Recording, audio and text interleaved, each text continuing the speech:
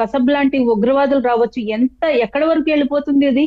అంటే ఒక్కసారి అలవాటు పడ్డవాడు, అవినీతి సొమ్ముకు అలవాటు పడ్డవాడు ఎంత ఎక్స్టెంట్ కన్నా వెళ్ళడానికి వాడికి దారులు ఓపెన్ అయిపోయినాయి. ఉమ్, ఇది కేవలం రైస్ మాఫియాతో మాత్రమే సరిపోదు. ఇది దేశ రక్షణకు సంబంధించిన వ్యవహారం వరకు చాలా ప్రమాదకరంగా మారింది అన్నది పవన్ కళ్యాణ్ గారు మొన్న పోర్టుకి, కాకినాడ పోర్టు విజిట్ చేసినప్పుడు చెప్పిన మాటలు సార్. ఉమ్, ఇది వాస్తవాలు ఇవన్నీ. ఎందుకంటే సెంట్రల్ గవర్నమెంట్ కూడా ఈ రోజు ఈ ఇష్యూని చాలా సీరియస్ గా తీసుకుని పరిగణలో చేస్తున్నారు. వాళ్ళందరూ అబ్జర్వ్ చేస్తున్నారు. దీని గురించి కంప్లీట్ డీటెయిల్స్ తెప్పించుకుని వాళ్ళు కూడా దీని మీద ఇన్వెస్టిగేషన్ చేస్తున్నారు. ఎందుకంటే ఇప్పటికే ఇలాంటి దేశ రక్షణకు సంబంధించిన విఘాతం కలిగించే చర్యలకి ఏమన్నా వీళ్ళు పాల్పడ్డారా, ఉమ్, ఆ కోణంలో కూడా మనం చూడాల్సి ఉంటుంది సార్. అది ఇంకా చాలా పెద్ద సమస్య అవుతుంది కదా. ఉమ్, ఎందుకంటే దేశ భద్రతకే సవాల్ విసురుతుంది అది. ఉమ్, సో ఈ రోజుకి కూడా ఆ, ఈ గవర్నమెంట్, జగన్మోహన్ రెడ్డి గారు గవర్నమెంట్ దిగిపోయిన తర్వాత, పౌర సరఫరాల శాఖ బాధ్యతలు చేపట్టిన తర్వాత నాదెండ్ల మనోహర్ గారు ద్వారంపూడి చంద్రశేఖర్ రెడ్డి గారికి సంబంధించిన గొడౌన్లు చాలా వాటి మీద దాడి చేస్తే అక్కడ ఉన్న రైస్ ని సీజ్ చేయడం జరిగింది. చాలా గొడౌన్స్ లో ఆ, ఆ, ఆకస్మిక దాడులు చేసి పట్టుకోవడం జరిగింది.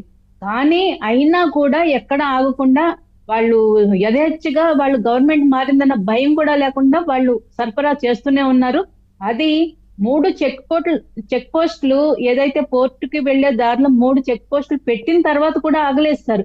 ఎన్ని రకాలుగా ఇబ్బంది పెట్టారంటే అక్కడ ఆ, లారీ ఓనర్స్ తో స్ట్రైక్ చేయించారు.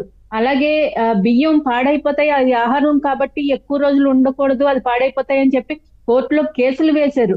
ఇన్ని గవర్నమెంట్ రకాలుగా మారిన చాలా అధికారులు రకాలుగా సహకరిస్తుంటే వాళ్ళైనా ఎందుకుంటే అధికారులు కూడా సహకరిస్తున్నారు కదా, అందుకే చాలా వాళ్ళకి ఆ రకాల ధైర్యం. అవును సార్, ఉమ్, చాలా రకాలుగా వాళ్ళు ట్రై చేశారు. చాలా రకాలుగా ఇబ్బందులు పెట్టారు. చివరికి పవన్ కళ్యాణ్ గారు వెళ్ళి సీజ్ ద షిప్ అన్నది మొత్తం అది దేశం మొత్తం మార్మోగిపోయి ఈ రోజు వాళ్ళు కాకినాడ పోర్టు దగ్గర ఇంకా కాస్త వాళ్ళు అక్కడి నుంచి దాన్ని మళ్ళా విశాఖ పోర్టుకి తరలించడానికి అక్కడ కూడా పట్టుబడిన సందర్భం చూసాం. రీసెంట్ గా నాదెండ్ల మనోహర్ గారు అక్కడ కూడా పట్టుబడ్డాయి అక్రమంగా ఈ రైస్ రవాణా ఏదైతే ఉందో. అలాగే ఇప్పుడు రాష్ట్రంలో ఉన్న ఏ రాష్ట్రానికి రాష్ట్రంలో ఉన్న ఏ జిల్లాకి ఆ జిల్లా అక్కడ ఉన్న ఎమ్మెల్యేలు కానీ, వైసీపీ ఎమ్మెల్యేలు కానీ, గతంలో ఎమ్మెల్యేలు, మంత్రులు, అలాగే ఆ నియోజకవర్గ ఇన్ఛార్జీలు ఈ మొత్తం అందరూ ఇందులో భాగమై ఉన్నారు అన్నది ఒక్కొక్కటి మనకు బయటకు వస్తుంది సార్.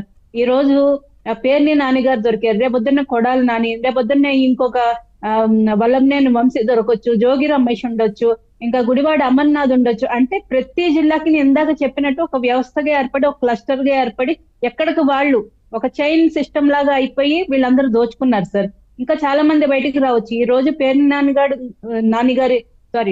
నాని గారి గొడౌన్ లో అది బయటపడింది కాబట్టి మనకు తెలిసింది. అంటే ఇందులో ఈ విషయంలో మనం ఒకటి ఆలోచించాలి సార్.